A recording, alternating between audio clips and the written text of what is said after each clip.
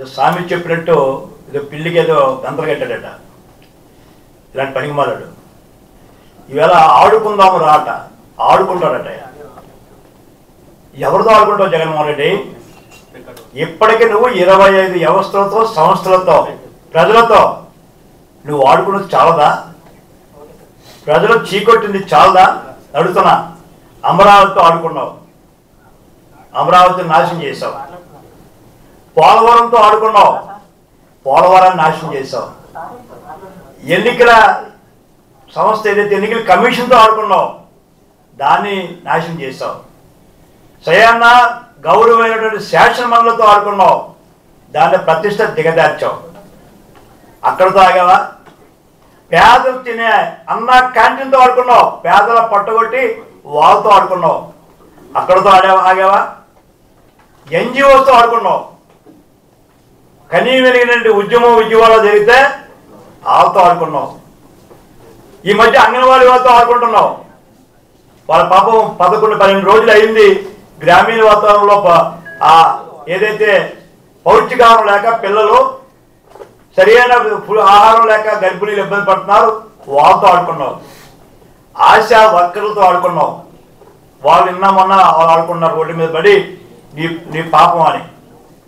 ఇవాళ పారిశుద్ధ కార్మికులు గవర్నమెంట్ ఆఫ్ ఇండియా కూడా డబ్బు ఇస్తుంది సరే, ఏదైతే స్వచ్ఛ భారత్ మిషన్లో వాళ్ళతో ఆడుకున్నావు.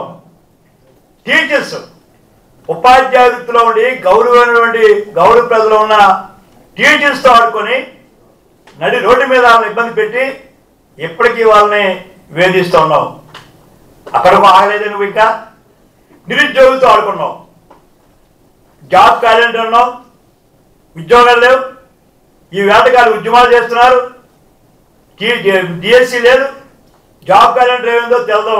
టీచర్స్ మన నిరుద్యోగులతో ఆడుకున్నావు. అక్కడితో ఆగావా? మరి ఎవరైతే ఉన్నారో ఈవేళ తెలుగుదేశం పార్టీ జనసేన నాయకులతో గత 5 ఏళ్ళుగా మాతో ఆడుకుంటున్నావు.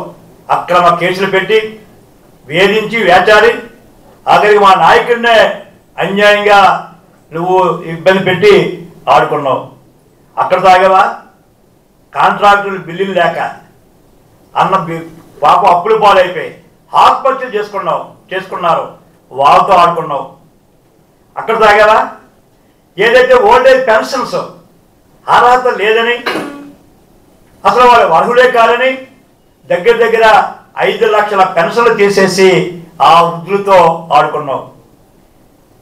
చివరకు మందు బాబులతో ఆడుకున్నావయ్యా నువ్వు.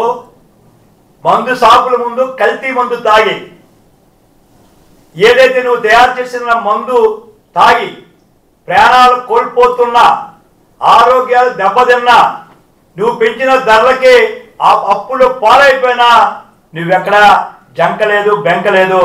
నువ్వు ఆతో ఆడుకున్నావు. నువ్వు ఒట్టి సంస్థతో ఆడుకున్నావా? కాదే, చివరకు నీ చెల్లితో ఆడుకున్నావు. స్వయాన చెల్లి శర్మిల నీకోసం పాదయాత్ర చేస్తే జైల్లో ఉండి ఆవిడ తన్ని తగిలేసావు. అక్కడితో ఆగావా? మందు బాబులతో మీ బాబాయితో ఆడుకున్నావు. సొంత బాబాయిని హత్య చేయించి సిబిఐ అరెస్ట్ వరకు వెళ్తే నీకు నీ భార్య ఎక్కడ బయలుపడతారో అని చెప్పి అవినాష్ రెడ్డిని మరి ఎలా మేనేజ్ చేసుకున్నావో మాకు తెలియదు. కానీ ఈవేళ అవినాష్ రెడ్డి హత్యలు బాధ్యులైనప్పుడు కూడా బాబాయితో స్వయంగా ఆడుకున్నావు, కుటుంబంతో అడుగుతున్నా. ఈవేళ భవన కార్మికులతో ఆడుకున్నావు. ఇసుకని నీ బాబు సొమ్ములాగా నువ్వు నీ బినామీ పెట్టుకొని జేపీ కన్స్ట్రక్షన్కి ఇచ్చి నువ్వు భవన కార్మికులు పట్టగొట్టి ఎక్కడికో కేరళకో, హైదరాబాద్కో, ఢిల్లీకో, ఆంధ్రప్రదేశ్ భవన కార్మికులు పోతూ ఉంటే నువ్వెక్కడా మాట్లాడటం లేదు. నిన్ను కాపాడుతున్న లా అండ్ ఆర్డర్, నువ్వు చెప్పావని మమ్మల్ని బొక్కలేస్తున్న పోలీసులు, జీతాలు లేక అలవెన్సెస్ లేక నువ్వు పోలీసులతో ఆడుకున్నావు. చివరకు సర్పంచులు, ప్రజాస్వామ్య వ్యవస్థలో ఎంతో విలువైన సర్పంచులు 74 అమెండ్మెంట్ ప్రకారంగా భారత రాజ్యాంగం ఇచ్చిన హక్కులు కూడా కాలరాసి నువ్వు సర్పంచ్తో ఆడుకున్నావు. చివరకు స్టీల్ ప్లాంట్ ఉద్యోగులతో ఆడుకుంటున్నావు. ఈవేళ కూడా చూశారు, మళ్ళీ పాపం ర్యాలీ చేస్తున్నారు. కప్పట నాటకాలు ఆడి ప్రైవేట్ కాంట్రాక్ట్తో జిందాల్తో ఇంకొకరితో కుమ్మక్కైపోయి కిక్ బ్యాక్ కోసం మమ్మల్ని మోసగించి నువ్వు ఏదో టెండర్ దగ్గర రాకుండా స్టీల్ ప్లాంట్ కార్మికులతో ఆడుకున్నావు.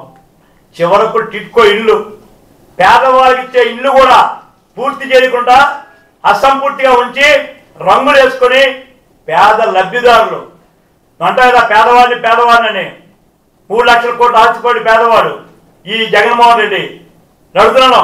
టిట్కో ఇల్లు కూడా నువ్వు మాతో ఆడుకున్నావు. ఈ రకంగా చూస్తూ ఉంటే నువ్వు ఆడుకోలు ఎవరైనా ఉన్నారైతే చెప్పండి. అందరితో మేము చెప్పినట్టు అందరితో అవుట్ సోర్సింగ్ కాంట్రాక్టులు రెగ్యులేట్ చేస్తాను, 4 రోజుల్లోనే మీరు అందరినీ కూడా పర్మనెంట్ చేస్తామని చెప్పి వాళ్ళతో ఆడుకున్నాం. ఇలాగా మొత్తం ఆఖరికి ఎవరితో ఆడుకుని చెప్పినప్పుడు ఎమ్మెల్యేలతో ఆడుకుంటున్నాడు. నీ పార్టీ ఎమ్మెల్యేలే నీకు భద్రత లేక ఇంటికి పిలుచుకొని నువ్వు ఆడుకుంటున్నావు. నీ మంత్రులకి వేళ భద్రత లేక శాఖలు వదిలేసి తాడేపల్లి కొంపలు తిరుగుతున్నారు. ఈవేళ ఆడుకున్న స్టేడియం చూడమని చెప్పి యువకులు ఉంటే యువకుల బొక్కలు వేయించాడు ఇప్పుడు వెళ్లే ముందు. అందుచేత ఇంకా ఆఖరికి మిగిలిందండి దీనికి. పాపం ఎవడు దొరికిన ఒక బోకలు ఉన్నాడు, ఒక బిచ్చున్నాడు, వాడే మిస్టర్ రామ్ గోపాల వర్మ. నేను ఆ రోజు చెప్పాను, వీడు తల్లికి చెల్లికి తేడాలండి. ఎవరైనా ఉంటే దేశం వస్తుందంటే ప్రపంచంలో నీతిమాలిన వ్యక్తి ఎవర్రా అంటే రామ్ గోపాల వర్మ. ఆడికి అడిగించుకున్నాడు రామ్ గోపాల వర్మే. దిక్కు లేక గతి లేక ఓ రామ్ గోపాల వర్మ అని. ఆ దిక్కు లేని గతినాడు ఎవరికైనా దిక్కు జగన్మోహన్ రెడ్డికి అయినాడు. ఆతో ఆడుకుంటాడు వ్యూహం అట్ట. నీ వ్యూహాలు ఫలించవు, ఆడి సినిమా రాదు, ఆడి బొమ్మ కథం. వాళ్ళకి ఏవో డబ్బులు లేక అప్పులు పాలు అయిపోయి ఇవాళ నీ డబ్బుల మీద ఆధారపడిపోతున్న రామ్ గోపాల్ వర్మ ఎప్పుడో మీరు తిట్టాం. వాడు ఇవాళ లోకేష్ ట్వీట్ చేస్తాడు, లేదా చంద్రబాబు ట్వీట్ చేస్తాడు, పవన్ కళ్యాణ్ ట్వీట్ చేస్తాడు. ఇది బతుకు చెడ. అసలు ఇది బతుకనే రామ్ గోపాల్ వర్మ. ఎప్పుడే ఈ ప్రపంచంలో తల్లిని పిల్లాన్ని కూతుర్ని దూరం పెట్టుకున్న దిగజారిపోయినటువంటి పనికిమాల నా కొడుకు ఎవరనంటే వాడే మిస్టర్ రామ్ గోపాల వర్మ గారు. రే నీ పని అయిపోయిందిరా రామ్ గోపాల వర్మ. రే నీ బతుకు అయిపోయింది.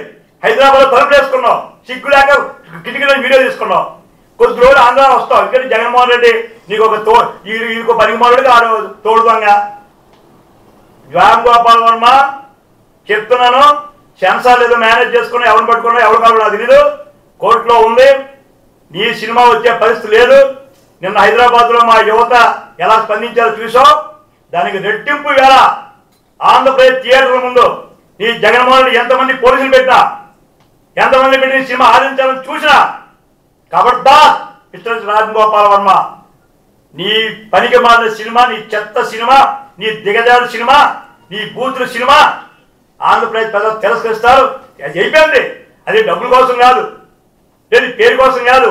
ఏదో ఆ 25 వ్యవహారంలో డోర్ క్లోజ్ చేసుకున్న ఇంటికి జైలుకి వెళ్ళిపోతున్న జగన్మోహన్ రెడ్డికి లాస్ట్లో చనిపోయే ముందు పోస్తారండి, తీర్థం అంటారు దాన్ని, తులసి తీర్థం వేస్తారు కుటుంబీకులు. ఆ తులసి తీర్థం వేయడానికి వచ్చారు తప్ప అంతకు మించేవి లేదు. ఇప్పటికైనా నువ్వు హైదరాబాద్లో తలుపు చేసుకునే పరిస్థితి ఈసారి ఆంధ్రప్రదేశ్ వస్తుంది. ఖబర్దార్ రామ్ గోపాల్ వర్మ, మాటలు సంపాదించుకో. నువ్వు ఒక నీతిమాలిన కొడుకు. చెప్పాను కదా, సొంత తల్లిని పిల్లాన్ని చూడని నా కొడుకువి నువ్వు. సొంత కూతురు ఎవరో తెలియని నా కొడుకువి. దిగజారిపోయి పక్క ఫుల్గా తాగేసి ఎక్కడ పడిపోతావో తెలియని నా కొడుకువి. నువ్వు నిర్మాతగా దర్శనంటే ఆ నిర్మాత మండలికి నమస్కరించాలమ్మా. ఇలాంటి పనికిమాలలో కూడా ఇంకా మీరు అందులో మెంబర్గా ఉండాలని తెలియదు. కానీ తక్షణమే చలనచిత్ర మండలి వాళ్ళని, దర్శకత్వ సంఘాలని వీళ్ళని భవిష్యత్తు పైకి తోసేది తల్లిని. ఇలాంటి దిగజారు దిక్కుమాల కొడుకుంటే చరిత్ర గల తెలుగు చలనచిత్ర పరిశ్రమ ఎంతో పేరుంది. ఎన్టీ రామారావు, నాగేశ్వర గారి దగ్గర నుంచి ఈ రోజు వరకు. అలాంటి చలనచిత్ర పరిశ్రమ మండలే ఈ పనికిమాలి తాగుబోతున్న కొడుకుని పైకి పంపించండి. ఇలాంటి దిగజారిన కొడుకుని సినీ ఫీల్డ్లో ఉంచకుండా ఎక్కడో పంపించండి. ఎవరికి ఉంటుంది ఆఫ్ఘనిస్తాన్, ఇండోనేషియా, లేకపోతే అక్కడికి పంపించండి. అక్కడికి వాళ్ళేమో కథం చేసి పంపిస్తారు, ఇంటికి వెనక్కి పంపించండి. అంచేత వ్యూహం సినిమా ఎప్పుడో నేనే ముందు చెప్పాను, మళ్ళీ చెప్తాను. రామ్ గోపాల్ వర్మ ఖబర్దార్. పిచ్చి పిచ్చిగా మాట్లాడితే నీకు బట్టలు అయిపోయి చెప్పాను, ఆ రోజు చెప్పాను. మా కార్యకర్తలు రోడ్డు మీద నడిపిస్తారు గుండె గెయించి. దానికి సిద్ధంగా ఉండమని నేను రామ్ గోపాల్ వర్మకి హెచ్చరిక చేస్తున్నాను. నమస్కారం.